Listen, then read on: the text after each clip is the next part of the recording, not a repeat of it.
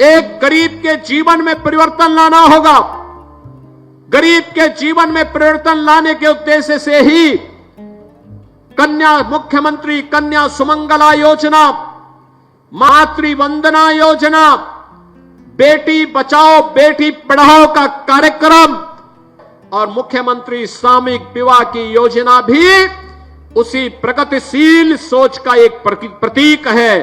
और ये हमारा सौभाग्य है कि आज जब ये राशि 1 लाख हुई, 51,000 से 1 लाख, तो आज के इस पहले 1200 से अधिक जोड़ों के सामूहिक विवाह कार्यक्रम के साथ हमें और इस मंच पर बैठे सभी जनप्रतिनिधियों को इस कार्यक्रम के साथ जुड़ने का सौभाग्य प्राप्त हो। नमस्कार, आप सभी का स्वागत है जनता 24/7 न्यूज में। मैं हूं आपके साथ रानू गुप्ता। कल्पना कीजिए एक ऐसे पिता की जिसने पूरी जिंदगी मेहनत करके अपने परिवार का पालन पोषण किया। जब बेटी की शादी की बारी आई तो खुशियों के साथ एक चिंता भी सामने आ गई, शादी का खर्च कैसे उठाया जाए। समाज में आज भी ऐसे लाखों परिवार हैं जिनके लिए बेटी की शादी एक सपना तो है, लेकिन आर्थिक मजबूरियां उस सपने को बोझ बना देती हैं। इन्हीं परिस्थितियों को ध्यान में रखते हुए उत्तर प्रदेश सरकार ने एक ऐसी योजना शुरू की जिसका उद्देश्य सिर्फ आर्थिक सहायता देना नहीं, बल्कि गरीब और जरूरतमंद परिवारों की बेटियों का विवाह सम्मान पूर्वक कराना भी है। इस योजना का नाम है मुख्यमंत्री सामूहिक विवाह योजना। आज इस विशेष वीडियो में हम विस्तार से जानेंगे कि इस योजना की शुरुआत कब हुई, इसकी जरूरत क्यों महसूस हुई, सरकार का उद्देश्य क्या था, इस योजना से अब तक कितने लोगों को लाभ मिला, कौन कौन इसका लाभ उठा सकता है, आवेदन कैसे किया जाता है और सरकार इसमें क्या क्या सुविधाएं देती है। सबसे पहले बात करते हैं इस योजना की शुरुआत कब हुई। उत्तर प्रदेश में वर्ष 2017 में मुख्यमंत्री सामूहिक विवाह योजना की शुरुआत की गई। उस समय सरकार के सामने सबसे बड़ी चुनौती ये थी कि आर्थिक रूप से कमजोर परिवार अपनी बेटियों की शादी के लिए कर्ज लेने को मजबूर हो जाते थे। कई परिवारों की बेटियों की शादी सिर्फ पैसों की कमी के कारण वर्षों तक टल जाती थी। ऐसे हालात में सरकार ने फैसला लिया कि गरीब परिवारों को आर्थिक सहयोग दिया जाए और एक ही मंच पर सामूहिक विवाह का आयोजन कर समाज में समानता और सामाजिक समरसता का संदेश भी दिया जाए। इस योजना की सबसे बड़ी खासियत ये रही कि इसमें किसी एक धर्म या समुदाय को नहीं, बल्कि सभी पात्र परिवारों को शामिल किया गया। हिंदू, मुस्लिम, सिख, ईसाई और अन्य धर्मों के जोड़ों का विवाह उनके धार्मिक रीति रिवाजों के अनुसार कराया जाता है। यही कारण है कि ये योजना केवल आर्थिक सहायता तक सीमित नहीं रही, बल्कि सामाजिक एकता का भी प्रतीक बन गई। समय के साथ सरकार ने इस योजना में कई बदलाव भी किए। शुरुआत में मिलने वाली सहायता राशि अपेक्षाकृत कम थी, लेकिन बाद के वर्षों में इसमें लगातार वृद्धि की गई।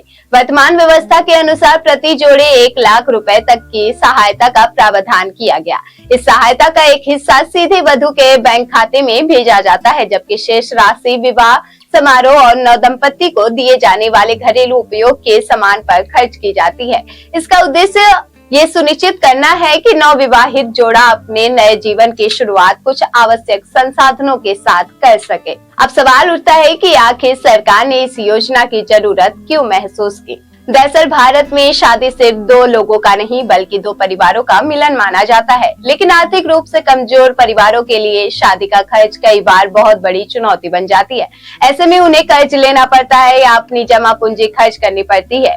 कई मामलों में बेटियों की शादी सिर्फ आर्थिक कारणों से टल जाती है। मुख्यमंत्री सामूहिक विवाह योजना का उद्देश्य इसी आर्थिक बोझ को कम करना और जरूरतमंद परिवारों को सम्मान के साथ अपनी बेटियों की शादी कराने में मदद करना है। सरकार का एक और उद्देश्य दहेज जैसी सामाजिक बुराइयों को हतोत्साहित करना भी है। जब विवाह सरकारी संरक्षण में सामूहिक रूप से आयोजित होते हैं तो अनावश्यक दिखावा और अत्यधिक खर्च कम होता है। इससे समाज में सादगीपूर्ण विवाह को भी बढ़ावा मिलता है। आज की योजना उत्तर प्रदेश की प्रमुख सामाजिक कल्याण योजनाओं में गिनी जाती है। हर वर्ष हजारों जोड़े इस योजना के माध्यम से विवाह बंधन में बंधते हैं और सरकार की ओर से आर्थिक सहायता प्राप्त करते हैं। ये योजना केवल एक सरकारी कार्यक्रम नहीं, बल्कि उन परिवारों के लिए उम्मीद की किरण है जो आर्थिक कठिनाइयों के बावजूद अपनी बेटियों का भविष्य सुरक्षित और सम्मानजनक बनाना चाहते हैं। अब बात करते हैं कि आखिर इस योजना का लाभ कौन कौन उठा सकता है।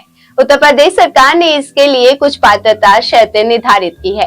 सबसे पहले आवेदक उत्तर प्रदेश का स्थायी निवासी होना चाहिए। योजना का लाभ मुख्य रूप से आर्थिक रूप से कमजोर परिवारों के लिए है। विवाह के समय वधु की आयु 18 वर्ष और वर की आयु 21 वर्ष होना चाहिए। उसके अलावा दोनों के पास आधार कार्ड, पहचान पत्र और बैंक खाता होना बहुत जरूरी है। योजना में विधवा, तलाकशुदा और महिलाओं के पुनर्विवाह को भी शामिल किया गया है ताकि वे भी सम्मान के साथ अपने जीवन की नई शुरुआत कर सके। अब सवाल आता है कि सरकार इस योजना के तहत क्या क्या सुविधाएं देती है। आपको बता दें कि वर्तमान व्यवस्था के अनुसार सरकार प्रति जोड़े 1 लाख रुपए तक की सहायता उपलब्ध कराती है। इसमें एक बड़ी राशि सीधे वधु के बैंक खाते में भेजी जाती है ताकि उसका आर्थिक भविष्य मजबूत हो सके। इसके अलावा नवविवाहित जोड़े को घरेलू उपयोग की आवश्यक सामग्री भी उपलब्ध कराई जाती है। विवाह समारोह का पूरा आयोजन भी सरकार की ओर से कराया जाता है, जिसमें मंडप, भोजन, बैठने का व्यवस्था और अन्य आवश्यक सुविधाएं शामिल होती हैं। यानी गरीब परिवार को शादी के बड़े खर्च की चिंता नहीं करनी पड़ती। अब बात करते हैं आवेदन प्रक्रिया की। यदि कोई परिवार इस योजना का लाभ लेना चाहता है तो वो अपने जिले के समाज कल्याण विभाग, विकास खंड कार्यालय, नगर निकाय या संबंधित सरकारी कार्यालय में आवेदन कर सकता है। सरकार समय समय पर सामूहिक विवाह कार्यक्रम की तिथियां घोषित करती है। आवेदन स्वीकृत होने के बाद पात्र जोड़ों की सूची तैयार की जाती है और तय तिथि पर सामूहिक विवाह समारोह आयोजित किया जाता है। कई जिलों में ऑनलाइन आवेदन की सुविधा भी उपलब्ध है, जिससे लोगों को सरकारी कार्यालयों के बार बार चक्कर नहीं लगाने पड़ते हैं। अब जानते हैं कि आवेदन के समय किन दस्तावेजों की आवश्यकता होती है। आधार कार्ड, निवास प्रमाण पत्र, आय प्रमाण पत्र, आयु प्रमाण पत्र, बैंक पासबुक, पासपोर्ट आकार की फोटो, मोबाइल नंबर और विवाह के संबंधित आवश्यक घोषणा पत्र जमा करना होता है। हालांकि समय समय पर सरकार नियमों में बदलाव कर सकती है, इसलिए आवेदन करने से पहले संबंधित विभाग से नवीनतम जानकारी जरूर प्राप्त करनी चाहिए। अगर इस योजना के सामाजिक प्रभाव की बात करें तो पिछले कुछ वर्षों में हजारों गरीब परिवारों को इसका लाभ मिला है। जिन परिवारों के लिए बेटी की शादी सबसे बड़ी चिंता थी, उन्हें आर्थिक राहत मिले। इतना ही नहीं, सामूहिक विवाह के माध्यम से समाज में ये संदेश भी गया है कि शादी दिखावे और फिजूल खर्ची का नहीं, बल्कि दो परिवारों के मिलन का पवित्र अवसर है। इससे दहेज जैसी कुरीतियों के खिलाफ भी सकारात्मक संदेश गया और सादगीपूर्ण विवाह को बढ़ावा मिला। हालांकि हर सरकारी योजना की तरह इस योजना में भी पारदर्शिता बनाए रखना बेहद जरूरी है। सरकार समय समय पर लाभार्थियों का सत्यापन कराती है ताकि सहायता केवल पात्र लोगों तक ही पहुंचे। यदि कोई व्यक्ति गलत दस्तावेज या गलत जानकारी देकर योजना का लाभ लेने की कोशिश करता है तो उसके खिलाफ नियमानुसार कार्यवाही भी की जा सकती है। इसीलिए आवेदन करते समय हमेशा सही और प्रमाणित जानकारी देना आवश्यक है। ये भी समझना जरूरी है कि मुख्यमंत्री सामूहिक विवाह योजना केवल आर्थिक सहायता देने की योजना नहीं है, ये समाज में समान अवसर, महिला सम्मान और सामाजिक सुरक्षा को मजबूत करने की दिशा में एक महत्वपूर्ण कदम है। जब एक गरीब परिवार बिना आर्थिक दबाव के अपनी बेटी की शादी सम्मान पूर्वक कर पाता है तो ये केवल उस परिवार की खुशी नहीं होती, बल्कि पूरे समाज के लिए एक सकारात्मक संदेश भी होता है। अगर आपके परिवार, रिश्तेदार या आसपास कोई ऐसा जरूरतमंद परिवार है जो इस योजना की पात्रता पूरा करता है तो उसे इस योजना की जानकारी जरूर दें। सही समय पर सही जानकारी किसी की जिंदगी बदल सकती है। याद रखिए, सरकारी योजनाओं का वास्तविक उद्देश्य तभी पूरा होता है जब उनका लाभ सही व्यक्ति तक पहुंचे। मुख्यमंत्री सामूहिक विवाह योजना भी उसी सोच का एक महत्वपूर्ण उदाहरण है, जो आर्थिक रूप से कमजोर परिवारों को सम्मान, सुरक्षा और नई उम्मीद देने का प्रयास करती है।